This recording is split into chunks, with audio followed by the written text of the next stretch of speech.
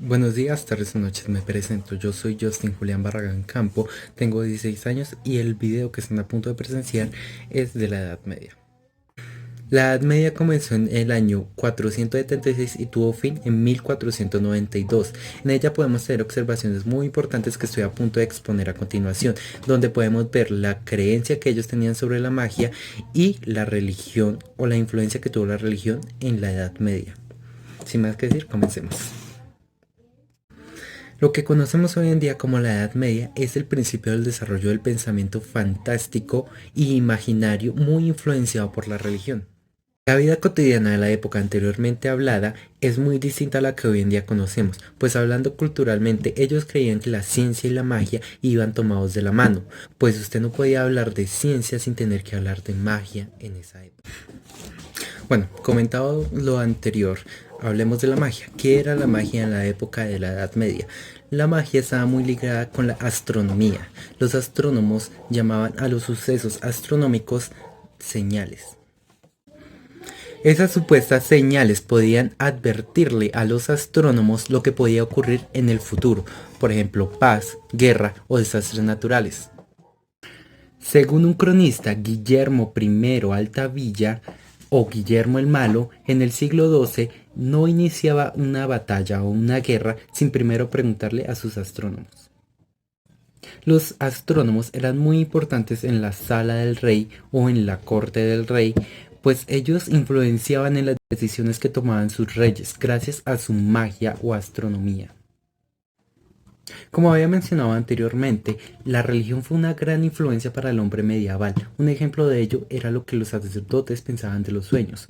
Ellos pensaban que los sueños eran deseos carnales que las personas querían en la vida real, o sea, eran influenciados por un enemigo o el maligno, como ellos le llegaban a decir. Por eso las personas no podían decir que los sueños eran presagios del futuro, pues se decía que los deseos carnales eran del diablo y el futuro era de Dios.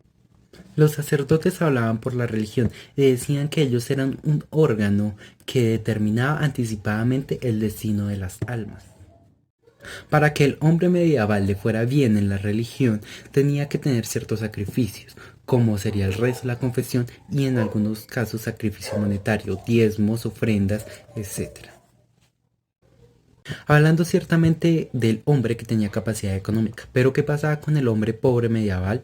Bueno, según la jerarquía, el hombre pobre medieval eran los campesinos rústicos, enfermos, leprosos y deformes.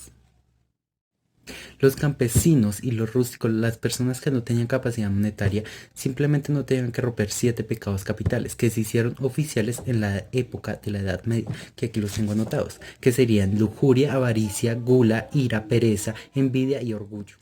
Pero ¿qué pasaba con el leproso o enfermos? Y en algunos casos algunos deformes. Pues ellos tenían que vestir harapos destapándose la cara y tapándose la barba también. Y ir gritando inmundo, inmundo, inmundo. Pues ellos serán inmundos mientras tengan la lepra o enfermedades varias. Los leprosos debían acatar esas acciones fuera de la civilización, pues la lepra simbolizaba revolución e inmundicia que los demonios habían dejado a ese cuerpo por ser un pecador. La religión intentaba darle un significado a la vida o a la realidad misma. En las costumbres sociales y culturales está el universo de los símbolos. La Edad Media se consideraba el reino simbólico, pues los símbolos tenían un peso real y un significado muy grande para las personas medievales, pues ya sea un color de armadura, escrituras en un escudo y hasta la forma de una bandera tenían significado, pues ya sea el estado de ánimo, cómo se sentía el guerrero al afrontar esa batalla. Simbolizaban algo.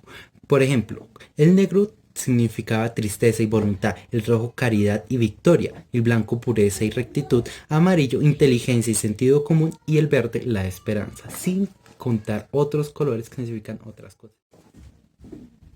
San Agustín pensaba que los números eran un pensamiento de Dios y cada uno tiene un significado. Por ejemplo, el 3 estaba relacionado con la Trinidad, el 4 con los evangelistas, los ríos del paraíso, puntos cardinales, las estaciones del año y las virtudes. El 7 está relacionado con los escenarios de la religión, como son los dones de Dios, los pecados capitales y los sacramentos.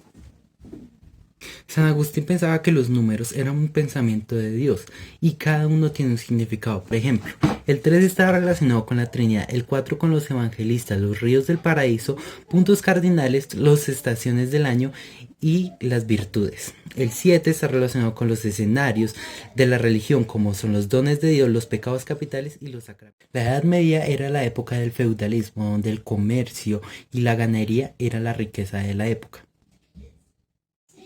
El comercio empezó a mejorar y representó una consecuencia a largo plazo como fue la caída del Imperio Romano.